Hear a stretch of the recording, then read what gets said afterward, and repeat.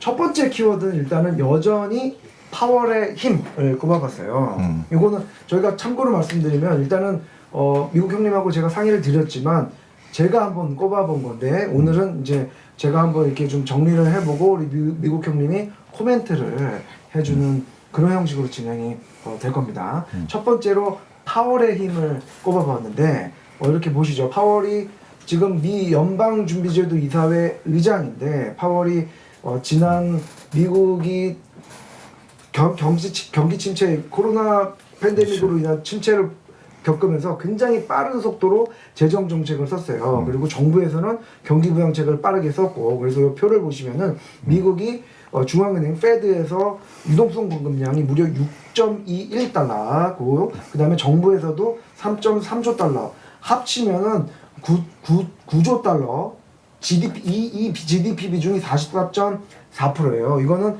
평균보다 굉장히 높은, 글로벌 평균이 23.8%인데 이보다 굉장히 높은 수준의 중앙은행에서 또 정부와 같이 적극적인 금융정책, 재정정책을 동시에 썼다는 거죠. 이게 지난 2008년 금융위기 또 대공황 때보다 다른 굉장히 적극적으로 재정정책을 썼다라는 것이 좀 다른 상황이고, 그래서 제로금리를 한다든지, 그래서 하반기에도 지금 경제는 어떻게 될지 지금 불확실하지만 여전히 대규모 재정 정책을 준비하고 있는 것처럼, 카드를 있는 것처럼 신호를 주고 있단 말이에요. 물론 페드는 보수적으로 하고 있지만 시장에서는 야 제로금리 언제 쓰냐, 제로금리 계속 자꾸 물어본단 말이에요. 그래서 군부를 떼는 시장에서 페드는 그렇게 하고 있지 않지만, 그래서 하반기에 여전히 키는 파월해지고 있다라고 생각을 합니다. 어떻게 생각하십니까? 예, 제가 특별히 말씀은 없지만 제 생각으로는 미국 GDP의 미국의 뎃시 107%에 육박하고 있습니다. 빚이 107%. 예, 107%. 어마어마하게 지금 최근에 특히 이제 오바마 이후 트럼프 정부가 들어오면서 굉장히 정부 부채가 늘어나고 있어요. 그런데 우려가 되는 것이 지금까지로서는 스탁 마켓이나 경제가 좋았어요. 그래서 빚이 많은데도 불구하고 그다음에 이제 그 이자율이 낮았지 않습니까?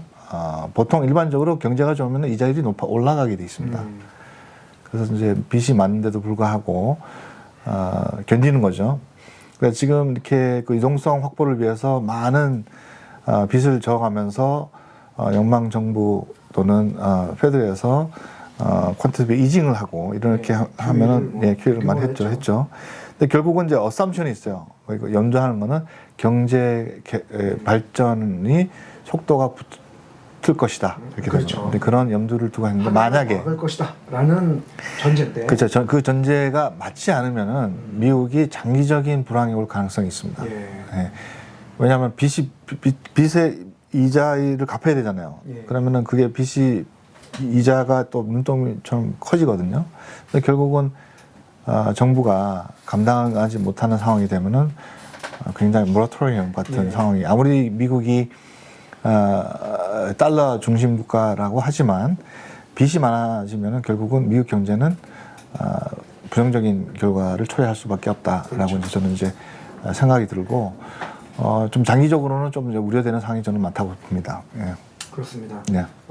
상반기에는 이렇게 유동성과 정책의 힘으로 이제 각국마다 이제 주식시장의 편차가 굉장히 심했는데 그래도 금이나 달러, 엔 이런 안전자, 소위 말하는 안전자산들은 좀 많이 좀 올랐어요. 그렇죠. 상대적으로.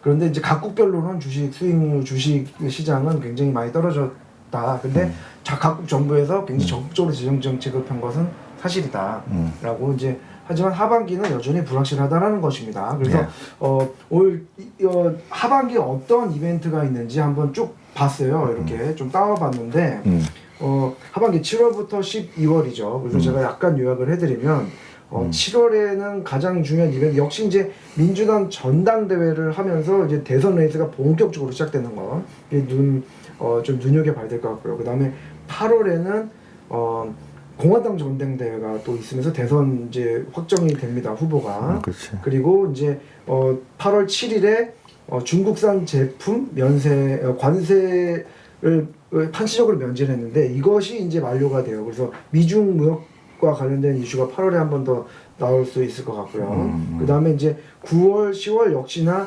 지속적으로 이제 미 대선 이슈가 계속 될 겁니다. 그리고 요것도 좀 재밌는 것 같아요. 9월 30일 날 페드에서 긴급 대출 제도를 시행을 했는데 이게 종료가 돼요. 9월 30일 날. 이것도 중요하게 좀 봐야 될 것 같고요. 무엇보다도 하반기 하이라이트는 역시나 11월 3월 미국 시간입니다. 11월 3월에 있는 46대 대통령 선거. 이것이 가장 큰 좀 이벤트가 아닐까 생각을 합니다. 근데 미국 형님이 보실 때는 이런 정치적인 이벤트도 있지만 어떻게 경제적으로 봤을 때 그래도 제일 중요한 게 좀 꼽아줄 수 있을 것 같아요. 예, 그렇죠.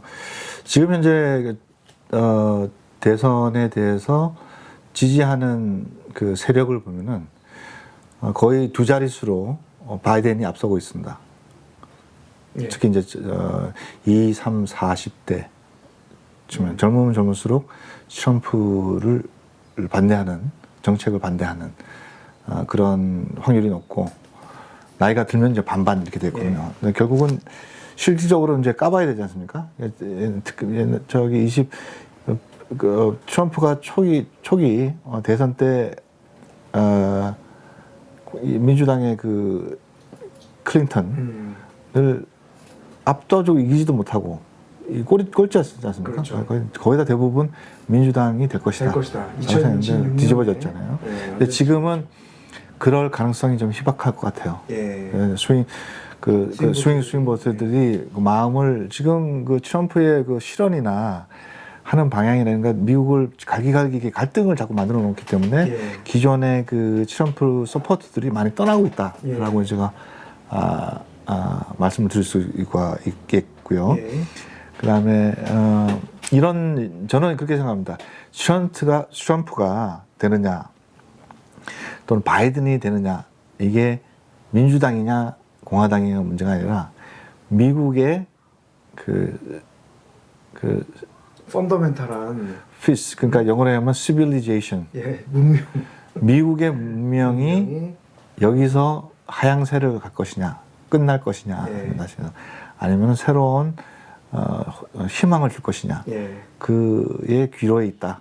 이번에 대선은 그래서 온도로 그렇죠. 이 도덕성뿐만 아니라 이 대통령이 이처럼 미국인을 그러니까 백인과 유색 인종을 갈등을 시키고 그다음에 교회와 교회를 다니지 않는 사람은 갈등을 유발시키고 이민자와 비이민자를 또 갈등을 유발시키고 국내 미국인과 그다음에 중국 외국인과의 또 갈등을 유발시키고 유럽과 미국을 갈등을 유발시키고 전통적인 우방 국가를 무시하고 전통적인 적성 국가들 예를 들어서 북한이라든지 이런 데서 좀 더 많은 대화를 함으로써 좀 더 많은 얼라이언스를 잃어버리고 그렇기 때문에 미국은 낙동강 워리알이 되고 있는 상황입니다. 이 트럼프 때문에 저는 개인적으로는 그 공화당이에요. 공화당 당원입니다. 그런데 이번에는 트럼프는 눈밖에 났다라고 이제 할 수가 있고 그런 스트레스를 많이 받고 있는 것 같고 실언들을 떠나서 농담으로 이제 받아들이지 않는 거죠. 최근에 하는 실언들은 그중에 이제 치명타가 너무 그 코로나 바이러스 테스트를 많이 한다. 줄여라는 게 그걸 대놓고 얘기했단 말이죠. 그러면 미국 국민을 죽으라는 얘기 아니겠습니까? 디스포저블이잖아요. 죽는 사람은. 그러니까 20만 명이 넘게 죽었는데 더 그냥 그 약자들 파티를 했잖아요. 파티를 잘했다고. 그럼 20만 명 죽은 사람은 뭐냐 말이죠. 한 명이라도 살렸어야 되지 않느냐. 그렇죠. 그러니까 지금 정서적으로 그 moral moratorium이라고 말씀을 드릴 수가 있겠네요. moral moratorium. 예, 그래서 이걸 헤쳐나가는 거는 이번에 변화가 있어야 된다라고 저는 개인적으로 생각합니다. 그렇습니다. 그거는 잠시 후에 다시 한번 약간 또 언급을 해보도록 하겠습니다. 이렇게 하반기에 이벤트는 이렇게 될 것이다라고 예측을 했는데 또 첫 번째는 파월의 힘을 키워드로 꼽았고요. 두 번째는 키워드를 꼽은 게 백신이에요. 예, 역시 예. 이제 백신이 언제 어떻게 나올까, 또 이것이 언제 쭉 퍼질까라는 이슈가 두 번째. 왜 백신이냐? 이건 헬스케어 이슈가 아니고 백신의 여부는 언제 나오느냐, 어떻게 배포가 되느냐, 이 여부가 지금은 경제 이슈면서도 정치 이슈면서도 모든 것의 이슈를 이 백신에 잡고 있기 때문에 굉장히 중요합니다. 그래서 지금 현재 수준에서 백신이 어디까지 개발되어 있나 한번 제가 보도록 하겠습니다. 이게 뉴욕타임즈에 나온 기사인데요. 코로나 바이러스 백신 트래커를 뉴욕타임즈에서 만들었어요. 현재 3상에 나와 있는 회사가 2개 회사가 있고요. 또 2상이 8개, 1상이 10개 이렇게 지금 나와 있고, 그 다음에 지금 많은 실험하고 있는 각 국가 회사별로도 125개 이상이 되는 회사가 준비를 하고 있습니다. 그 중에서도 지금 가장 앞서 있다라고 평가를 받는 데가 옥스퍼드, 영국이죠. 영국의 옥스퍼드 대학과 아스트라제네카하고 하고 있는 이 연구와 이 개발이 제일 빠르다라는 좀 평가를 받고 있고요. 근데 물론 중국도 빠릅니다. 중국도 빠르고요. 중국은 약간 제껴놓고 하더라도 이게 옥스퍼드와 아스트라제네카에서 만든 거, 그다음에 모데나에서 하는 거, 그게 지금 이슈가 제일 빠를 것으로 예상이 되고 있고, 여기 보시면은 아스트라제네카 CEO가 September 9월까지 레디가 될 것이다라는 굉장히 공격적인 얘기를 했습니다. 물론 그때 가봐야 알겠습니다만은 이렇게 국가적으로는 이제 국가 간 경쟁도 있기 때문에, 그 과학자 간 경쟁도 있기 때문에 이렇게 지금 예상이 되고 있는 상황이고요.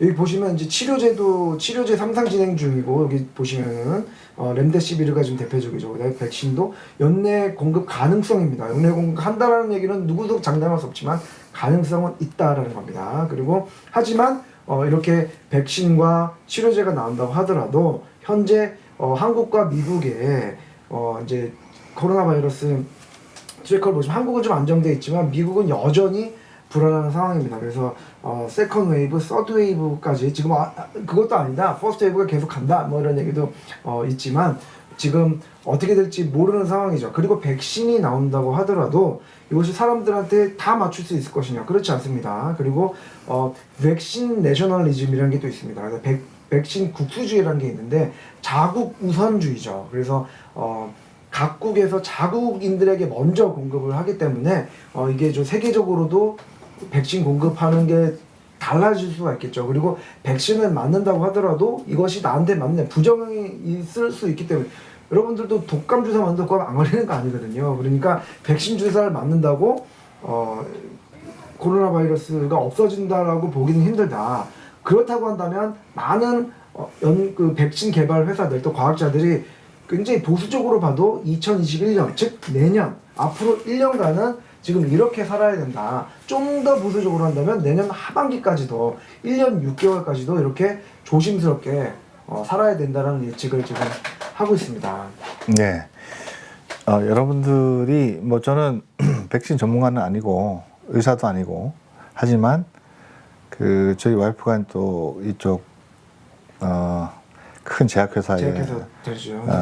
그 제약회사에서 기획조정실이 있습니다. 그래서 많이 좀 물어보는데 두 가지가 있습니다. 그러니까 여러분들 백신이 나온다고 해서 100% 치료가 되는 건 아닙니다. 두 번째는 백신이 나온다고 해서 코로나 바이러스가 없어지는 건 아니라고요. 그래서 지금으로서 볼 때는 뭐 치료율이 20~30%라고 좀 주장을 하는 데가 많거든요.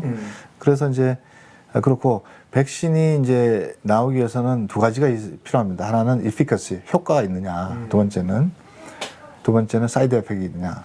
이거거든요. 근데 제가 개인적으로 보는 회사 중에 모데나가 가장 안전하지 않겠느냐. 모데나가, 미국의 모데나. 네. 그 이유는 백신을 개발하는 방법이 그 자체적으로 몸에서 면역 세포를 기를 수 있게 면역 체계에다가 대고 얘기를 해서 이 코로나 바이러스의 안티바디가 생기도록 협조하는 그런 테크놀로지가 있어요. 그러니까 백신에 뭐 코로나 백신을 놓는 게 아니라, 그렇기 때문에 사이드 에펙트는 없는 거는 확실한 것 같아요. 그래서 효과가 얼마나 있는지는 모르겠지만 사이드 에펙이 없다고 하는 얘기를 봤을 때 나오는 얘기, 그러니까 회사에서 주장하는 걸 봤을 때 사이드백 없는 게 굉장히 중요하거든요. 이래서 치료제가 나왔어요, 백신이. 그래서 맞았는데 죽었다. 그러면 이제 그거는 이제 못 팔거든요. 아무리 효과가 있어도 미국에서는 그게 좀 중요하지 않습니까? 그리고 너무 빨리 개발하려고 하는 게 지금 빨리 개발할 수가 없습니다. 할 수가 예, 그러니까 미 행정부에서 정치적인 이유 때문에 12월 달에 이렇게 개발해라 하면 뭐 좋아지겠죠. 근데 실질적으로 사람한테 몸에 인비보로 들어가는 거는 그냥 조심해야 됩니다. 빨리 나온다고 해서 좋은 건 아니에요. 그렇죠. 그래서 천천히 나오도록 제대로 나와야 된다. 그래서 제가 볼 때는 1, 2년 이상 걸릴 수도 있다. 예. 라고 이제 연말까지 나오더라도 사이드 에펙트에 대해서는 저는 맡기는 퀘스천이죠. 예, 퀘스천. 그러니까 우리 가족이 있는데 우리 친구들도 있고 여기 식구들 있는데 백신이 10월 때 나왔어. 그러면은 맞게 하겠느냐? 저는 못할 것 같아요. 예. 그렇게 좀 말씀을 드릴 수가 있겠네요. 예, 그렇습니다. 지금 전문가 의견도 그렇고요. 예. 어쨌든 내년 앞으로 1년 그리고 길면 1년 6개월 또 더 보수적으로 보면 2년까지 이렇게 볼 수 이렇게 지금 바이러스와 같이 살아가는 삶을 갈 수 있다. 여러분들 조금 더 견뎌야 하는 시기가 길어질 수도 있다라는 게 컨센서스거든요. 그래서 너무 빨리 이거를 이거 빨리 끝나고 나는 옛날처럼 돌아가고 싶어. 옛날처럼 돌아가고 싶어. 이런 것보다는 새로운 현실을 받아들이면서 준비를 하는 것이 좋지 않을까 생각이 듭니다.